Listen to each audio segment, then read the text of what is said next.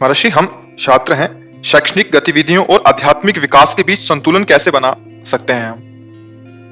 जैसे आज सत्संग में हमने बोला था कि प्रायः विद्यार्थी जन कहते हैं हमारे पास समय नहीं है कि हम आपकी आध्यात्मिक शिक्षा को धारण करें, क्योंकि हमारे पास इतना कार्य स्कूल का रहता है। उसे सच्चाई से देखिए आप लोग कि क्या आप हर समय पढ़ते ही रहते हैं? आपका बहुत समय ऐसा है जो व्यर्थ में जाता है। अव्यर्थ कालत्वम, आपका जो समय व्यर्थ जाता है उसे हम सार्थक करना चाहते हैं। जिस समय आप स्कूल में पढ़ रहे हैं, आप अगर कृपा करें 10 मिनट में एक बार राधा बोल दें, 10 मिनट में एक बार, काम चलेगा। लेकिन जब आप अपने घर में आ गए हैं, स्कूल का कार्य कर रहे हैं, आप कर लीजिए। आप 8 घंटे नींद के रख लीजिए। बच्चे हो, 8 घंटे, 6 घंटे पर्याप्त है, पर 8 घंटे रख लीजिए। आप स्कूल में 8 घंटे, आप अपने कार्य में 4 घंटे, समय कितना हुआ? अब कितना बचा? 4 घंटे।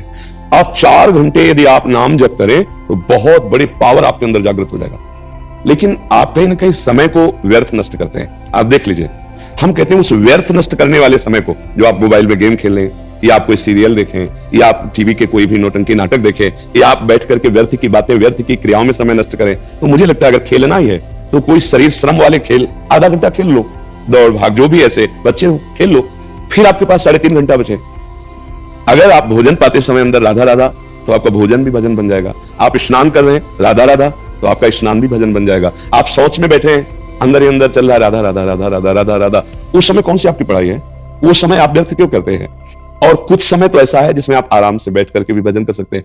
तो अगर आप लोग 30 मिनट केवल समय दे दें बैठकर भजन करने का, और चलते फिरते उठते बैठते जो अन्य समय हम खाली क्रियाएं कर रहे हैं, तो हम उस समय नाम जप कर सकते हैं। जब आप पढ़ाई में तो बिल्कुल एकाग्र हो जाओ, पढ़ाई को भजन मानो, तो आपकी बिना एकाग्रता के विद्या ग्रहण नहीं की जाती। उसमें एकाग्रता, चैतन्यता चाहिए। लेकिन शेष समय में यदि आप प्रवचन सुन ले 10 मिनट, आप 30 मिनट नाम जप कर ले, तो हमें लगता है आपकी आध्यात्मिक उन्नति और लौकिक उन्नति दोनों बहुत जोर से होगी। देखो, नाम जप करने से बुद्धि पवित्र होती है, और पवित्र बुद्धि में सही निर्णय, हमारे पूरे जीवन का निर्णय बुद्धि से होता है। अगर बुद्धि गलत निर्णय कर दे मन की सलाह पर, तो गंदे काम शुरू हो जाते हैं। अगर हमारी बुद्धि ठीक तो रोकेगी, नहीं ये गलत है, ये देखना गलत है, ये छूना गलत है, ये बोलना गलत है, ये करना गलत है। इन चेष्टाओं में जो गलतियां हैं उसका निर्णय बुद्धि करेगी। आज के नए बच्चे बच्चियां जैसे बिगाड़ के मार्ग में जा रहे हैं ना, बुद्धि खराब हो गई है। अगर आप नाम जप करेंगे तो आपकी बुद्धि खुद निर्णय करने लगेगी कि ये गलत है, मैं नहीं करूंगी, ये गलत है, मैं नहीं देखूंगी, ये गलत है, मैं नहीं बोलूंगी, ये गलत है, नहीं खाऊंगी, ये गलत है, नहीं सोचूंगी। वो बुद्धि पवित्र करने के लिए, सही जीवन जीने के लिए, जीवन के बाद सही दिशा हमें प्राप्त हो, सही पद प्राप्त हो, उसके लिए हमें नाम चाहिए। बिना नाम जप के मंगल नहीं हो सकता। जो नाम है वही भगवान है, जो भगवान है वही नाम है।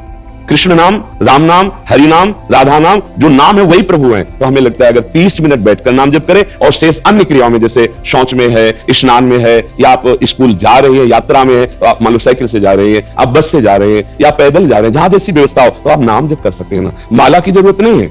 आजकल आधुनिक यंत्र चला, काउंटर नहीं चल, उससे जेब में डाले, निकाला राधा राधा राधा राधा राधा राधा राधा राधा। अच्छा, ना भी गिनो और ऐसी राधा राधा करो, तो प्रभु तो जान रहे हैं ना कि आप उनको पुकार रहे हो। तो मुझे लगता है व्यर्थ समय को यदि हम सार्थक कर ले, तो हमारा अध्यात्म और लौकिक दोनों उन्नति हो जाएगी। नाम से दोनों उन्नति होती है, ये विश्वास कर लेना। नाम तुम्हारे साथ कोई है तो कोई अमंगल नहीं कर सकता। नाम पाहरू दिवस निसी, नाम रूपी पहरेदार तुम्हारे साथ है, अंग रक्षक है। नाम चल रहा है मतलब कृष्ण आपके साथ है, कृष्ण नाम चल रहा है मतलब कृष्ण साथ है, राम नाम चल रहा है मतलब राम जी साथ है, राधा राधा चल रहा है मतलब प्रियालाल आपके साथ है। समझ रहे ना हमारी बात? तो नाम जप जरूर कीजिए। और दूसरी प्रार्थना, कोई भी मन की बात जो तुम्हें लग रहा है मुझे फंसा देगी और मैं निर्णय नहीं कर पा रही, तो अपने गुरुजनों से बात करनी चाहिए, अपने टीचर से बात करनी चाहिए, अपने माता पिता से शेयर करनी चाहिए। डरना नहीं चाहिए। माता पिता से बताने से आपका डर खत्म हो जाएगा। अगर डर करके आप उसे छुपा ले, तो कोई आपके इस डर को दुरुपयोग कर सकता है। आप में डर नहीं होना चाहिए। अगर आपसे कोई गलती हो रही है, तो आप तत्काल अपने टीचर को बताइए, अपने माता पिता को बताइए कि मैं गलत देख रही हूं, गलत सुन रही हूं, गलत बोल रही हूं, गलत चेष्टा, तो वो आपको बचा लेंगे। उनका डांटना आपके लिए प्यार होगा, लेकिन दूसरा जो डर देगा वो आपके लिए बड़ी हानिकारक होगा। कोई भी अगर आपको गलत शिक्षा दे रहा है, गलत आचरण, तो आपको पता है गलत क्या होता है, सही क्या होता है, तो आप उसको बर्दाश्त न करें। चाहे वो कोई इस स्वरूप में मित्र हो या चाहे किसी स्वरूप में, वो मित्र नहीं, वो शत्रु है। भले अपनी सहपाठी है, कोई साथ पढ़ने वाले, अब उसकी गंदी भावना है और गंदी बात करे, तो उसे स्वीकार न करे। तत्काल अपने गुरुजनों से, टीचर से उसको शेयर करे कि ऐसी ऐसी बात कर रही थी, या अपने माता पिता से। हमारा चरित्र पवित्र है, हमारी बुद्धि पवित्र है, तो हम लोक परलोक में सब जगह उन्नति। इस बार 26 जनवरी को हमें दिखाया गया कि हमारे भारत की युवतियां ही आश्चर्यचकित कर देने वाली, समस्त कलाओं में प्रवीण, जो राष्ट्र सैनिक उस पद पर वो विराजमान, उनकी मंडली की मंडली बैच के बैच जा, हमें बड़ा सुख मिल रहा था। कि हमारे भारत की युवतियों को देखो कैसे ट्रेनिंग दी। तो आज भारत सौभाग्यशाली राष्ट्रपति पद पर, हाँ, तो अब आप विचार करो कि आप क्या बन सकते हो।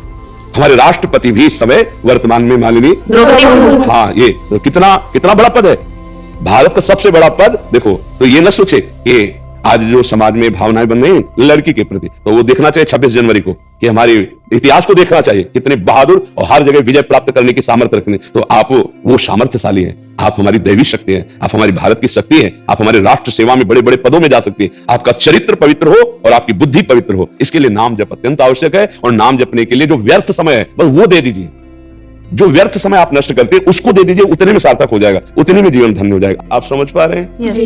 जी।